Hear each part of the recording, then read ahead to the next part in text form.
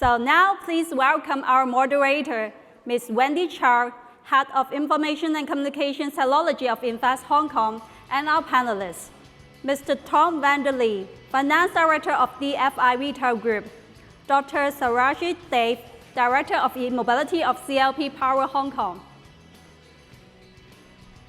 Mr. Antonio Ng, Founder and CEO of Formwork IO, and Mr. Norman Cheng, Business Development and Performance Director of Veolia Hong Kong. As a reminder, online participants are welcome to use the Q&A box if you have questions for our speakers. And for the audience in the room, please raise your hands and we will pass you the mic. Ms. Chow, over to you, please. So good afternoon, everybody. Maybe just a few words about Invest Hong Kong. So Invest Hong Kong is a government department, and we support overseas as well as mainland companies to set up their operation or expand the operation in Hong Kong. Now, in the carbon neutrality arena, our ambit is to working together with the other stakeholders to promote Hong Kong as a green tech hub and a green finance hub.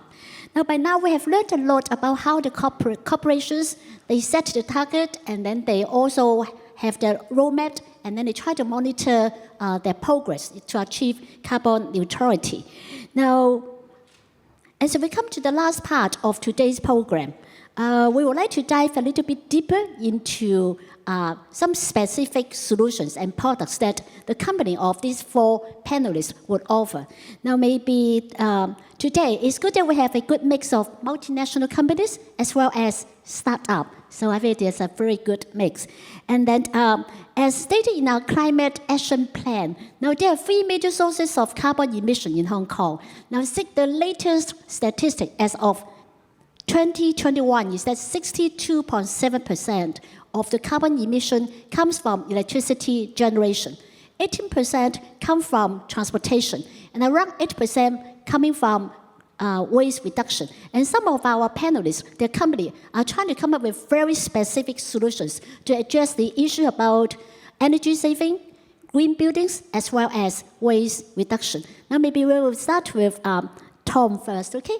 So there will be a short presentation, is it? Yep, thank you. Sorry, can you see it? So, I'll go a bit stand up because I can't see the slide, sorry. So, a bit of climate innovation in refrigeration. So, this is DFI Retail Group. I think you better know the names. Welcome, 7-Eleven, IKEA, Manning. So, those you, hopefully you shop there. One of our biggest challenges is refrigeration gas leakage. And that causes a lot of CO2 emissions. So, we set ourselves a SBTi-approved target. One of the first retailers in Asia, actually the second retailer in Asia, with an SBTi-approved target. And these are our targets. So by Scope 1 and Scope 2, a reduction of 50% by 2030. Scope 3, that's the value chain, which is much more complex and difficult, a reduction of 25% by 2030. So these were just approved by SBTi, and those we've got to deliver and report on. I'm going to take you a bit further into Scope 1 and Scope 2, because that's where we have the challenge on refrigeration. This is our so-called net zero plan for Scope 1 and Scope 2. The red part is electricity. The dark blue one is refrigerant gas leakage. So if you look at the base year, 865 kilotons of CO2 emissions, a significant part, 43%, is just gas which is leaking in our stores. And every kg of gas is 4,000 kilograms of CO2. Now that has to come down by almost 80% by 2030 to meet our 2030 target of 50%. The red bar is electricity, that comes down with 30%. So the biggest challenge is how are we going to get down that blue bar from 370 to 80 in the next few years. And you see after 2030, it's a glide path going down to 2050. But the first focus is our near-term target by 2030. A deep dive in the blue bar. So how are we going to reduce the refrigerant gas leakage? One, leak fixes. Just make sure that the pipes don't leak. That's simpler said than done. Second one is replace so-called ozone-depleting gases. We've still got a very old gas which deplete the ozone in addition to carbon. 3 is minimize the gas we use in the stores, which I'll share you a slide on. And the last one is to trial ultra-low global warming potential gases. That's new technology. The focus here today is number 3. That's the innovation. So how do we minimize the gas in the store? It's a bit of a technical story, but on the left side you see basically the traditional way of how refrigeration works in the store. So if you go to a welcome store, you see a lot of fridges. In the back of the store, there's a big refrigerating plant. Now, in that plant, there is gases, and the gas is pumped around in the stores to help the fridges to get colder. Right, so see on the left side, you see a plant room. So a lot of pipes in the store, and they're pumping around refrigerant gas under very, very high pressure. Now, every corner you make, there's a risk of leaking gas. And of course, the store gets older, the corners get welded, get leakage. So that's the issue we have today. On the right side, that's a new technology we are working on, which we're testing and we are actually now rolling out, is a so-called water loop system. So instead of having refrigerant gas pumped around the store, we keep the gas only in a small box on top of the fridge, and we pump water around the store to get the heat out of the fridges. Now, the benefit is a very small box. It's water, and there is less. The capacity of the refrigeration requirement is matched to the case, not to the store. And this is the last slide. Just the key benefits is that you'll use much less gas. So a traditional store has about 200 kilograms of gas in the store. This technology is only 23 kilograms. This is an example of Watford Road, because you only keep the gas in the box. On the right side, you see that you would use much less energy, because you don't pump very high pressure gas around the store, but low pressure water, less energy needed. And you also match the capacity required on the fridge with the box, so that's also less requirement of energy. And the last one, but not least, here on the bottom, is that we use less space. Now, Hong Kong space is very, very expensive. So you don't need a very big plant room at the back of the house. You just need, you can use that room or repurpose the room or use the room for retail space, which you can then use to have or lower rent or you sell more. Now, this is the technology we're rolling out. It helps the environment. It's better for the P&L in the long run, for both energy and for space. That's it. Thank you.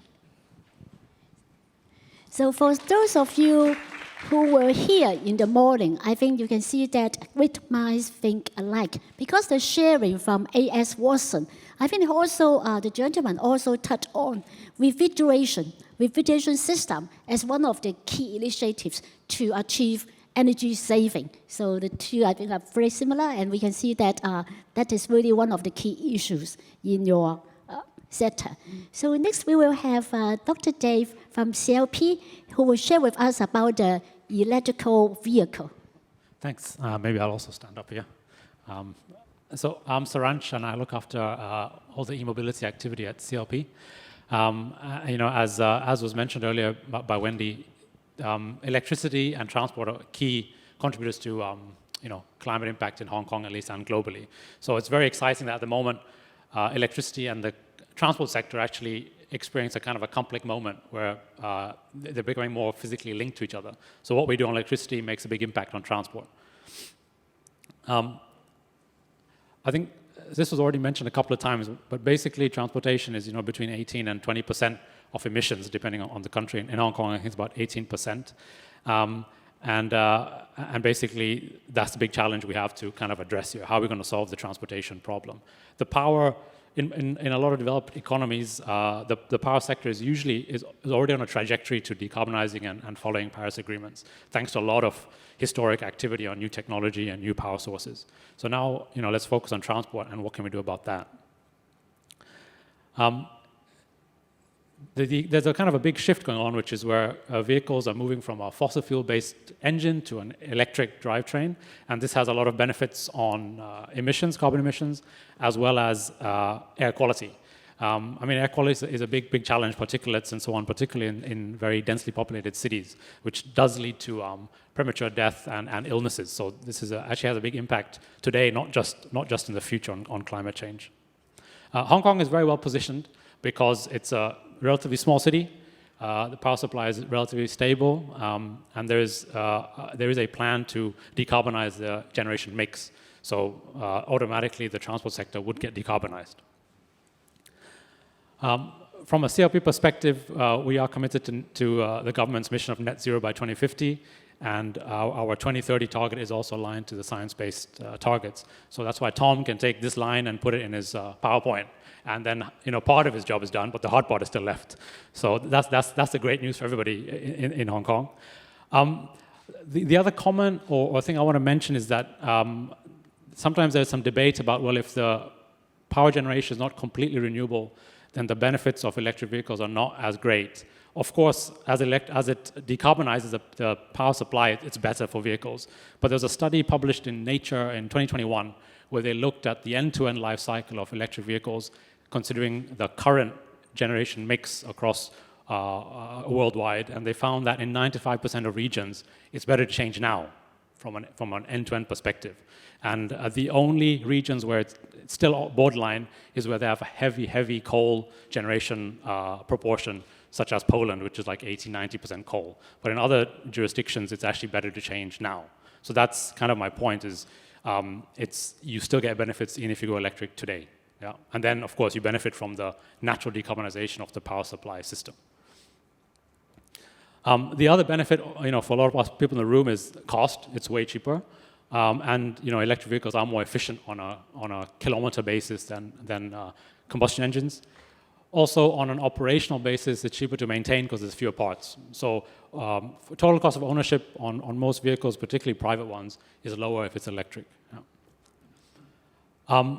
Then the other big topic is commercial vehicles. And I think the good news is in Hong Kong in the last 12 to 18 months, there's been a lot of improvement on models and options for commercial vehicles and trucks. So here you can see just a range of things that are available in Hong Kong today. They've got ranges from 3 tons to 18 tons of load and 200 to 300 kilometers of range, which satisfies most use cases in Hong Kong. So the good news is the options are coming for the customers. Like Tom's business will be looking at these options as well. Yeah. And then when you look at public transport, there's a lot of activity going on today in Hong Kong. There's electric buses, double-decker and single-decker. Electric taxis have been trialed, and the government's got a target of 3,000 electric taxis by 2027. And so you're seeing a lot of electric taxi suppliers entering the market and getting ready to offer solutions for Hong Kong.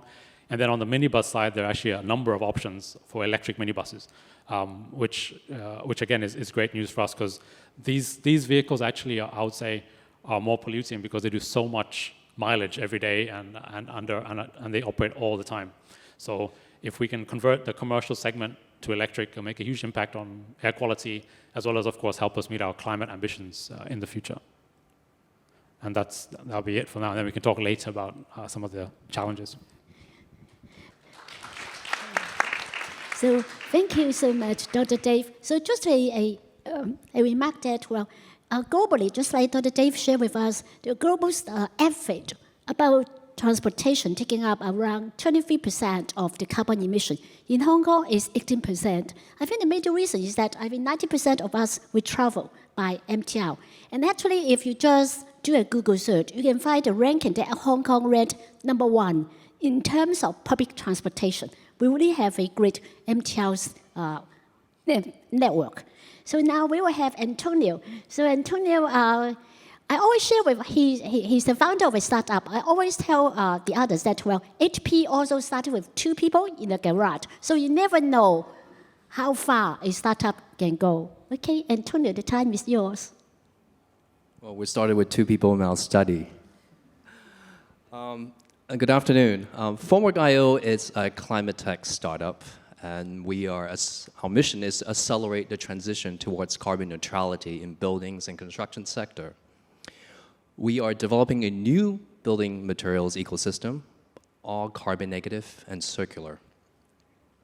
We help real estate owners, operators, developers to save carbon as they build.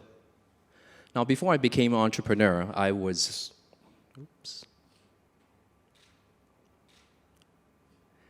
a design architect specializing in green buildings across North America, Europe, and Asia. Over my 20-year career, by working on many impactful sustainable projects, I was convinced I was part of the solution to climate change. But then today, we realize that commercial real estate actually accounting for nearly 40% of all global CO2 emissions. There's no easy way for our sector to reduce its carbon footprint. And yet, we're not slowing down, especially in Asia Pacific, building the equivalent of 1.5 New York City every month until 2060. Now, according to UK Green Building Council, up to 85 to 90% of these emissions fall within Scope 3, which include building materials and construction. But what if we can reverse the correlation between urbanization and carbon emissions? And what if we can upcycle greenhouse gas that would have otherwise made its way into the atmosphere and storing it in buildings, coastlines, and cities permanently? We call this concept urban carbon removal. Now, to store greenhouse gas in our cities, we need to redesign the fundamental building blocks. What we need is a new generation of building materials with carbon removal capability. If we can apply these in mass quantities, we can transform new and existing buildings, even cities, into giant carbon sinks. Now, this way, we can save carbon as we build by removing greenhouse gas through our building materials. Remember how we're building 1.5 New York City every month in Asia Pacific? Now, to do so, the demand for materials for paving and flooring alone would be 160 million square meters. That's the size of 21,000 football pitches every month. Now, most green building products on the market today fall into 3 broad categories. Majority simply have a high percentage of recycled content. Some emit less carbon. Very, very few actually remove carbon. Well, we have combined all 3 into one to arrive at our first product, the carbon-negative concrete paving block. Now, as the name indicates, it's beyond zero carbon, removing more carbon dioxide than it produces. It's circular. 70% of the block is made out of industrial and consumer waste. And with 5 color offerings, we are focusing on biopigments such as indigo, algae, and used coffee grounds. Now, paving block is only the beginning, our first application. We aim to build out an ecosystem of building products for exterior and interior application. Our patent-pending technology consists of our unique material formulation at the beginning of the production process, combined with our carbon curing at the end. And in between, we leverage existing processes and machinery. And we have now developed multiple pathways in reaching carbon negative, allowing us more flexibility to tune our processes for different applications.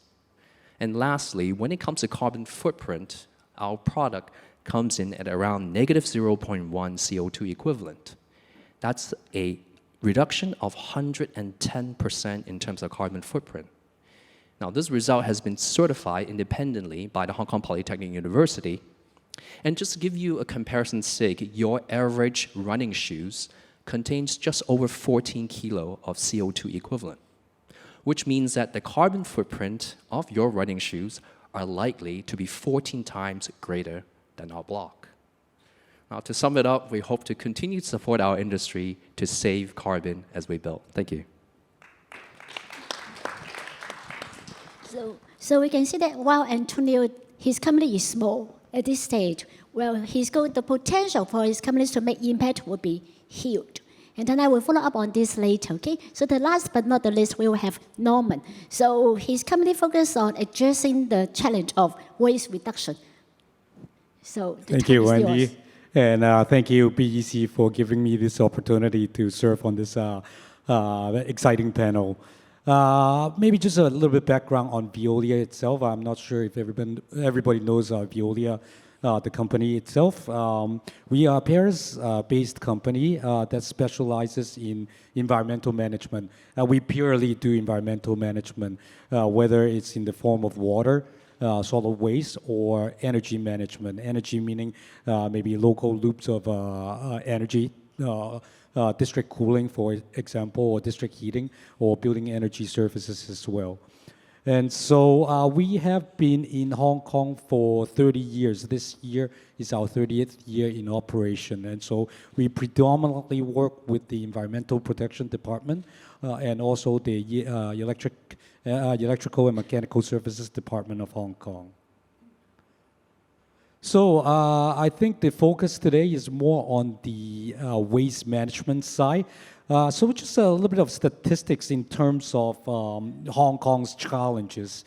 One of the issues is that Hong Kong people just produce too much waste.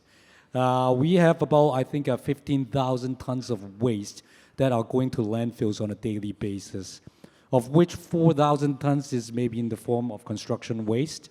And then that means that leaves 11,000 tons as municipal solid waste. And our per capita generation disposal rate is one of the highest in the region, 1.53. There was a plan by the government to reduce it to 0.8 kilograms per capita by 2022. And this is not happening at the moment. And our recycling rate is not very good as well. I think we talked a little bit about it. 6% is on plastic, 4% in food waste. Paper is a little bit better, 30%. But talking about circular economy in Hong Kong is a very challenging task. Land is a premium. Operating capex is high. Operating cost is high. And so that makes it a very challenging task. But the government is moving forward, obviously. They've come up with a 2035 waste blueprint, hoping to reduce the per capita disposal rate by 40 to 45% by 2035, and increasing the recovery rate by 55%. There is a vision that won't be a zero landfill target. And that's more of a vision because you still need a landfill no matter what for either your construction waste or the ash that is being produced from incineration, if incineration is adopted. Having said that, this is the waste blueprint that has been developed by the government, and these are the 6 pillars that is actually that makes up the waste blueprint. Everyone probably sitting here knows that on April 1st, 2024, the municipal waste charging scheme will become effective. And so the government hopes that will drive the production rate or the generation rate down. Hong Kong people are very sensitive to the dollar sign.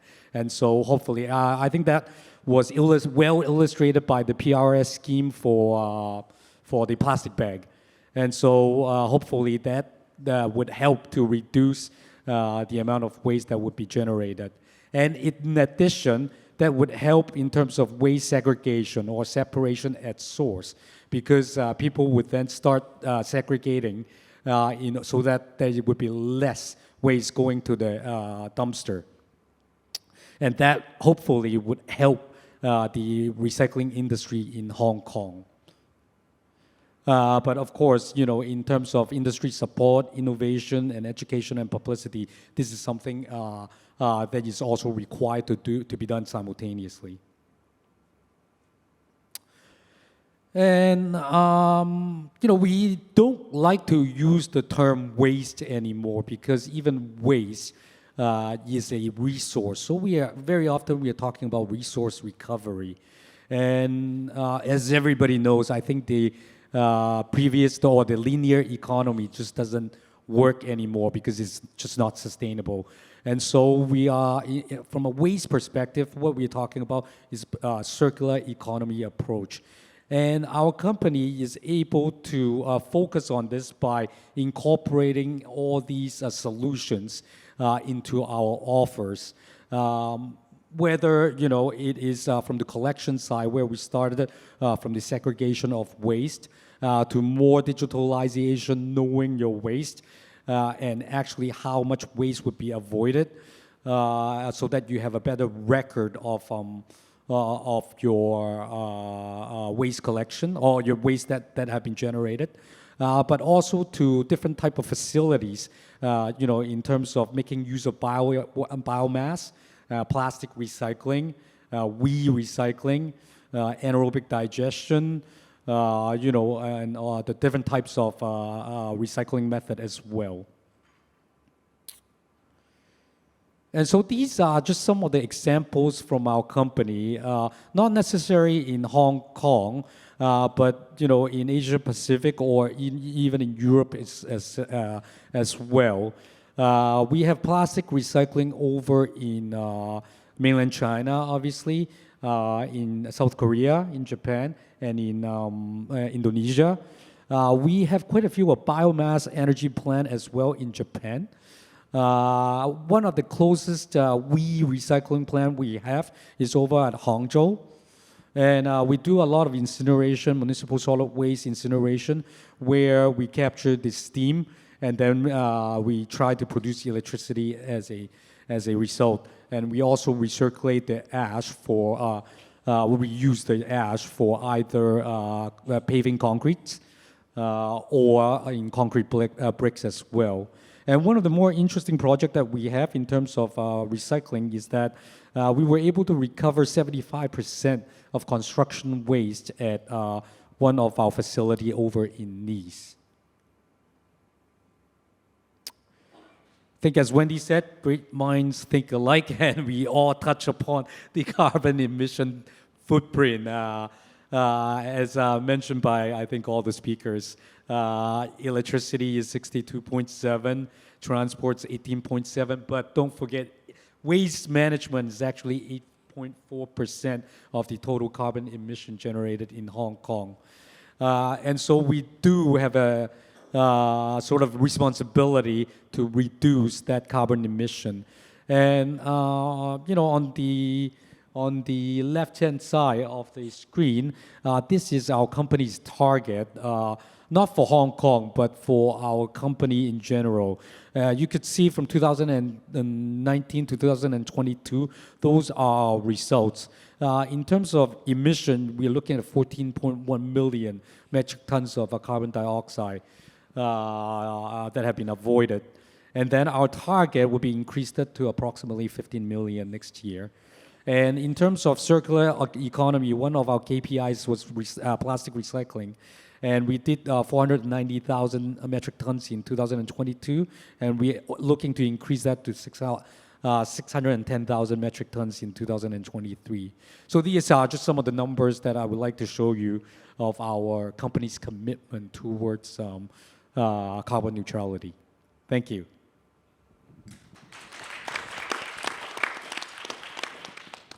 So thank you, Norman, because you touched on the point about waste reduction, and then you also highlight your part in Taipei. Fans who are familiar with me know that once I love something, I can't stop sharing it with everybody. So I really love one project called Copenhagen. So Copenhagen is very aggressive. Their plan to achieve carbon neutrality is by 2025. It's really aggressive. And then one of their sort of masterpiece, for me, is a waste-to-energy power plant. It's called Copenhagen. So what is so special about it is that it's a power plant, but then they try to make it a man-built hill, and then in summer, there's a hiking trail.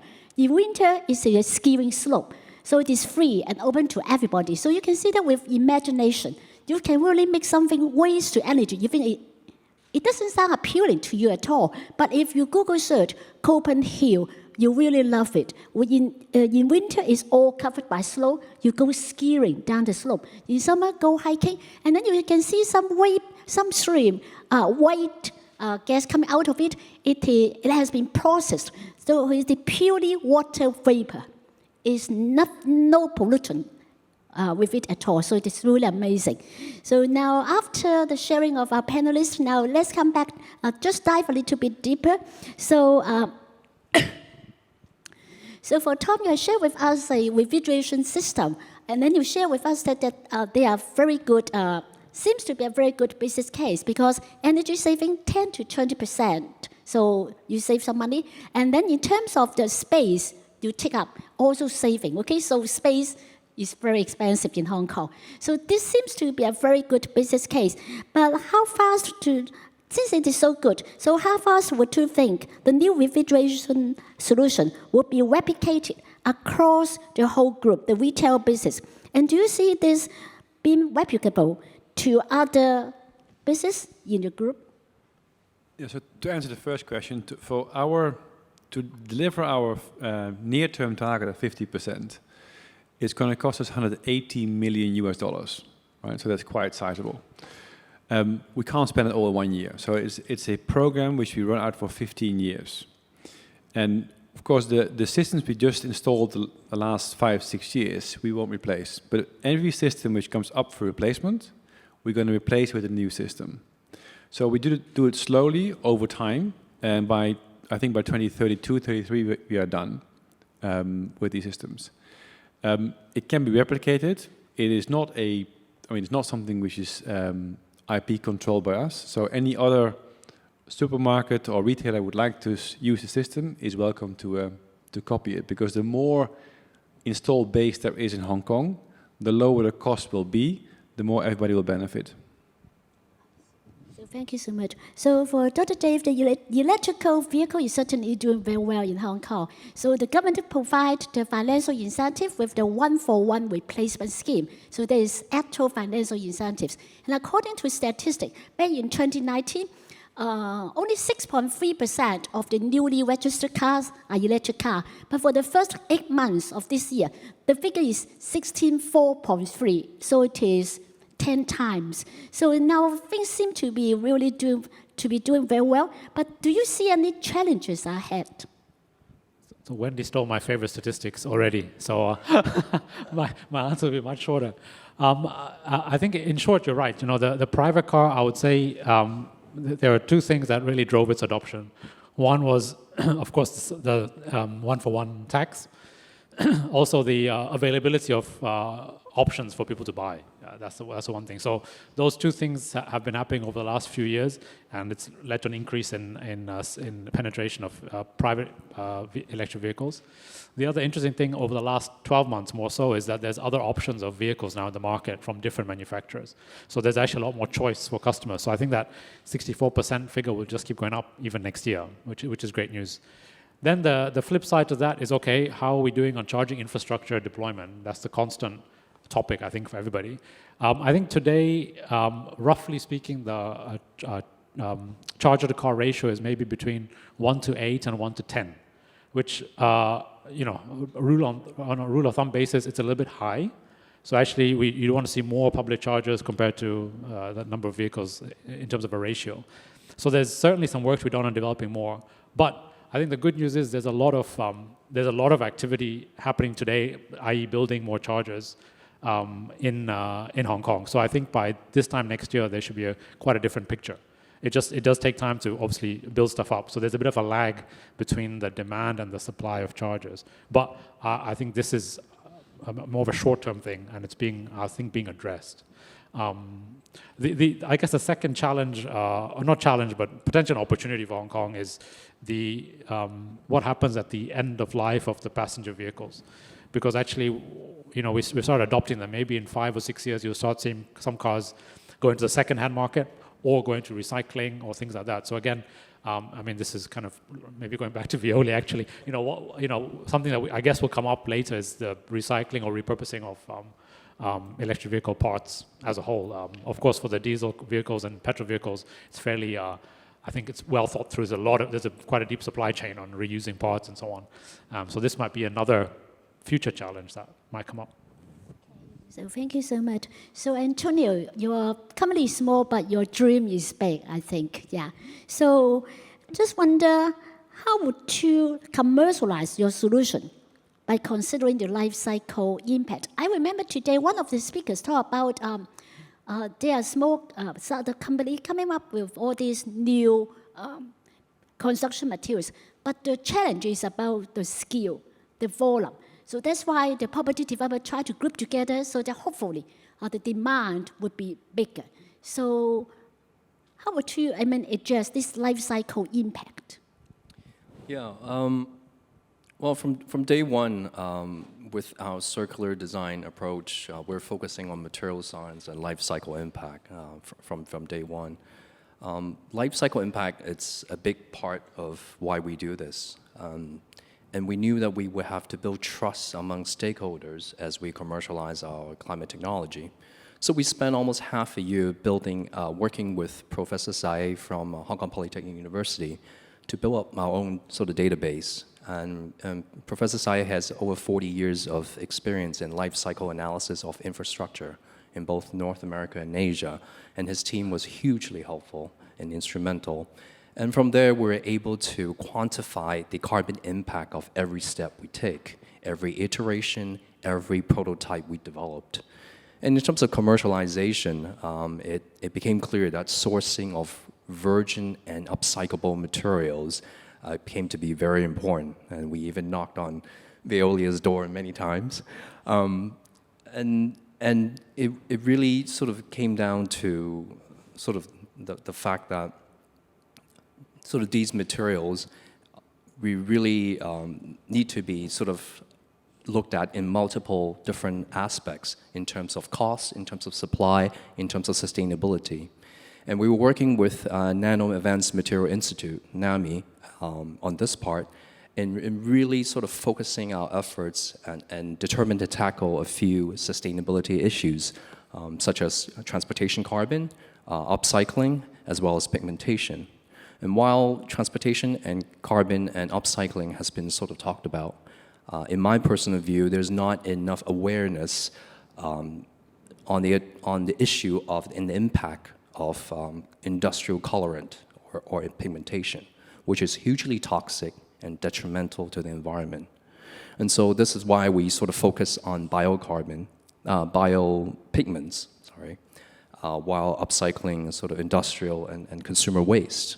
And a good example would be our coffee block, which utilizes used coffee grounds for its pigmentation and wonderful beige color, as well as performance enhancements.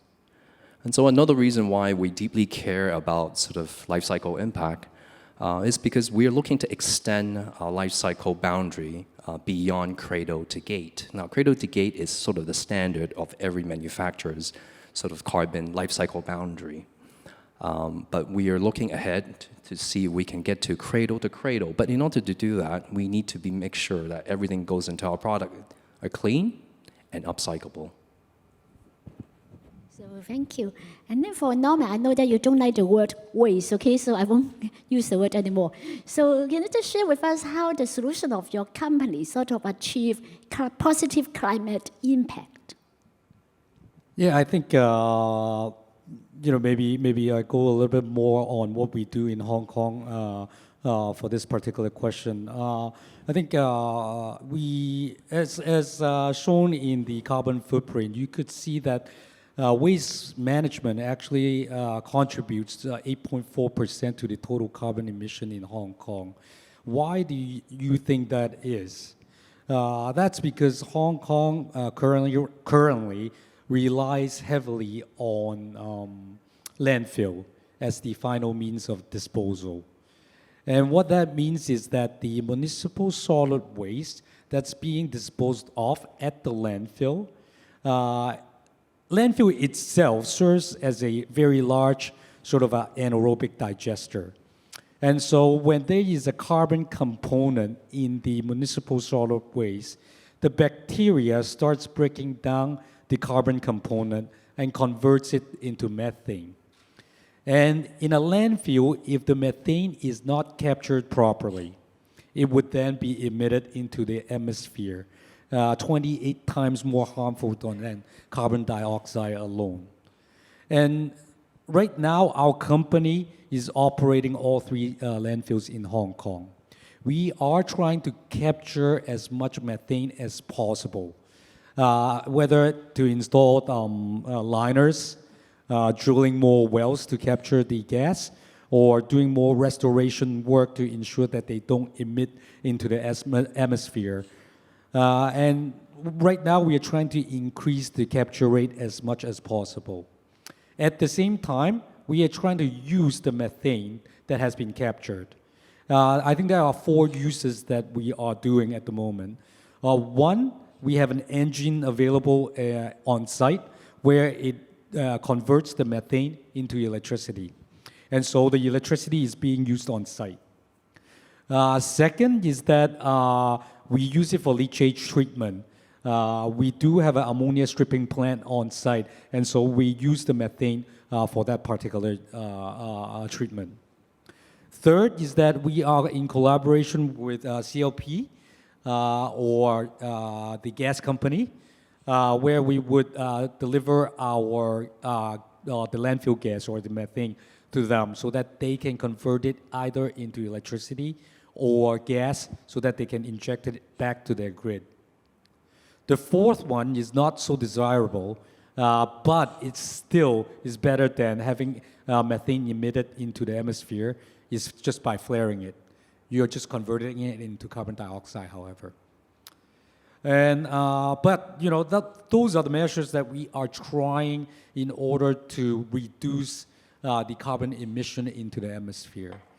Not only that, we are also operating other renewable energy plants in Hong Kong, such as T Park. T Park is a sludge incineration plant. It's designed for 2,000 tons of wet sludge per day.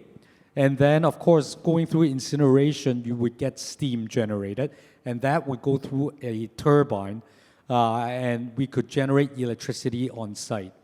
And there would be excess electricity as well, and that could be supplied back to CLP into the grid. Another renewable energy plant that we are doing is O-Park. So that plant is actually designed for 200 tons of food waste per day. And it's very similar to what I said about the landfill. It's a controlled anaerobic digestion process where methane will be generated as a result.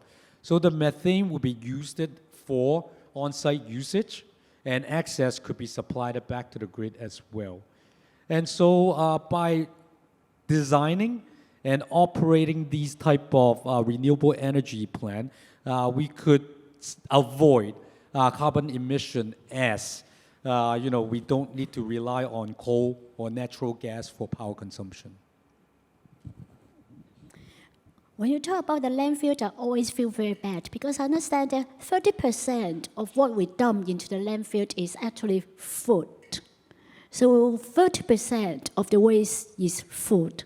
So it really made me feel very bad because, I mean, in this part of the world, we just dump away so much food. But on the other part of the world, we know that they don't have enough food. So maybe I can follow up with a second question for Norman as well. I understand that you have many other successful cases. So would you like to share with us, for example, the press release you have announced in September? To me, is something really very, very brand new. I haven't heard about it until I read that press release. All right, thank you, Wendy. Maybe I could elaborate on that a little bit more. As I mentioned, landfill produces methane, and there are excess that could be used for other purpose. And in one of the plants that we have over in France, that's a sewage treatment plant, the sludge was going under anaerobic digestion, and methane in that plant was converted into hydrogen, where hydrogen would be used to power the cars in the plant. And right now, we are thinking of applying the same technology in Hong Kong for our landfills so that we can utilize the excess methane that are being generated on site. So basically, the methane will go under a steam methane reforming process where it will be converted into hydrogen. And hydrogen is obviously a very prominent topic at the moment for carbon neutrality purpose. And that's why we have gone into a memorandum of understanding with Temple Water. And Temple Water is actually a company that specializes in the hydrogen industry throughout the entire value chain as well. And to be, I think one of the more famous company that they have is Bravo or Citybus. And so we are right now talking about how we can collaborate further in order to develop this green hydrogen component in Hong Kong. And they're not solely talking about supplying green hydrogen for their buses, but also because they also have hydrogen trucks, suppliers, equipments. And so we are also looking into purchasing some of these hydrogen trucks for our internal usage as well. And so obviously we are still in the discussion stage, especially when we need approval from both EEB and EPD as well. But it's an ongoing discussion that we would like to carry out on this particular matter. In terms of some innovative solutions, not in Hong Kong at the moment, but overseas, obviously solar panel is not something new in Hong Kong. But if we are able to implement some solar panels in our landfill sites, where land is more abundant in comparison to other parts of Hong Kong, that would help to increase the renewable energy proportion. And that's why we are in discussion with EPD about a 1 megawatt solar farm at one of our landfill sites. Obviously, because CLP and also the other power company is the sole provider of electricity for the public, so they have this fit-in tariff where the maximum is 1 megawatt. You can go beyond that, but it's direct negotiation, so that means pretty much no. And in overseas experience, we have just done a project in the UK where we installed 59 megawatts of solar panels that could produce 59 megawatts of electricity. 19 megawatts for a desalination plant that's in the Middle East as well. So these are something that I won't say innovative, but in Hong Kong, because it hasn't been done in that kind of scale yet, it would be something that would help in the decarbonization journey of Hong Kong. One other topic that I want to touch upon is in response to Saraansh. You mentioned something about the electric vehicle battery. We do have 2 plants that are doing this at the moment. One is over in France, but the other one is in Jiangmen, China. So I think we are also in discussion with the government because the economies of scale in Hong Kong is just not that big. We're talking about 50,000, I think, electric vehicles right now on the road. So whether the electric vehicle batteries can be transported to China for dismantling, maybe not dismantling. Dismantling could be done in Hong Kong, but the treatment, the black mass itself, whether that could be done in the Greater Bay Area, that is something to think about as well. So we can certainly see that Norman is already looking ahead about the recycling of the electric vehicle, because at the end of the day, it has to be recycled. And then we also touch on the topic of hydrogen. So I think hydrogen will become a sort of a buzzword, and I understand that for the EU, they are very committed to developing green hydrogen, but it will take some time, because right now green hydrogen is very expensive. Now that we touch on the topic of hydrogen, maybe I would like to ask Dr. Dave, now the government, for the decarbonization roadmap, the government, you also mentioned about the taxi, the bus, and so on. Now, how do you see the role of electrification versus other alternatives? Thanks. Yeah. So I think trialing out new technologies and ideas is always good, because we don't know what the future holds, right? But then, going back to my introductory slide, which was, if you want to have an impact today, it makes sense to electrify. If you have the option to do it, you have the vehicle, you have the infrastructure, then postponing your decision for maybe, 10, 15 years when it's more mature for hydrogen, doesn't make any sense. So, we're talking about real solutions, so you should make your decisions now. That's my point. I think in the future, it may be an option for some applications, definitely. I think that, various industries are trialing it, hydrogen and green hydrogen. So there might be an application in the future for sure. But on a mass basis, I think it'll be quite challenging because you need really a deep supply chain to actually deliver this, maintain it, manage it, which will take decades, I think. And then the other one is, something that Norman mentioned, which is green hydrogen is critical. You can get hydrogen from different sources, but really, if we're going to use it to address climate change challenges, it's got to be green. Then you've got to think about, okay, if you're using green electricity to make hydrogen, there's actually quite a huge efficiency loss in the whole process. So you've got to really think about economically, is it worth having this loss of efficiency if your end use can be electrified? If it can't, then yeah, definitely green hydrogen. And I think for some industries, there's no option, like chemicals, ammonia production, plastics, where hydrogen is an input to the process. They definitely need that source. So I think we've got to prioritize where to use it and at what time to make that decision. Yeah. We can certainly agree with you because it has taken, for electric vehicle, it has taken them a long time for them to come to this stage. Now it become common, but think about 10 years ago. I remember 2016, Invest Hong Kong, we hosted our Start Me Up Hong Kong Venture Forum, and we got Elon Musk as a keynote speaker. Why? Because in 2016, Hong Kong has the highest density per capita for Tesla. Now, of course, our market share in the portfolio is tiny.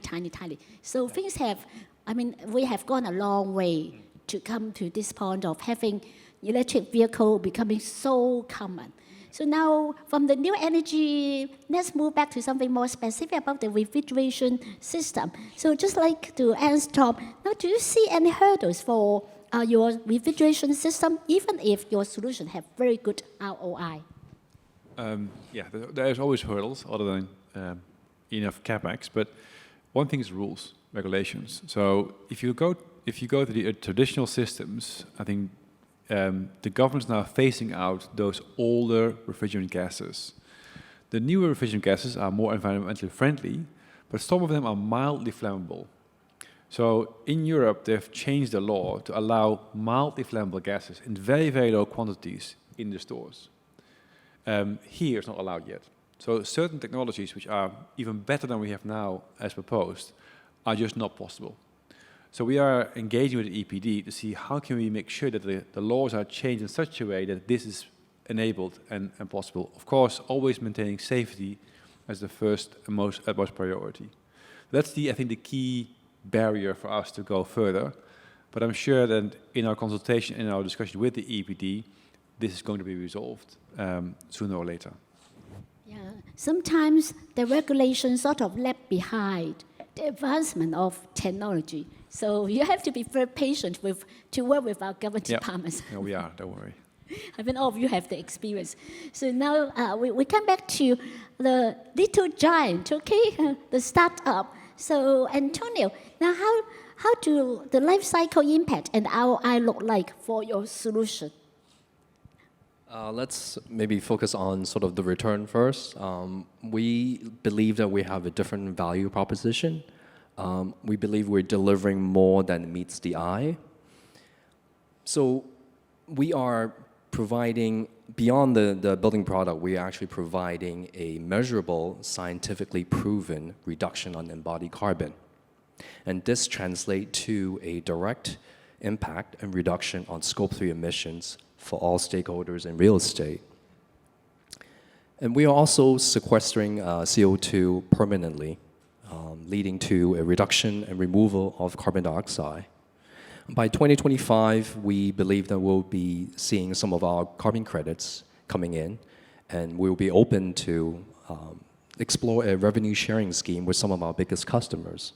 So I think these are the three layers of value that we believe that we can bring to the table beyond just the product itself.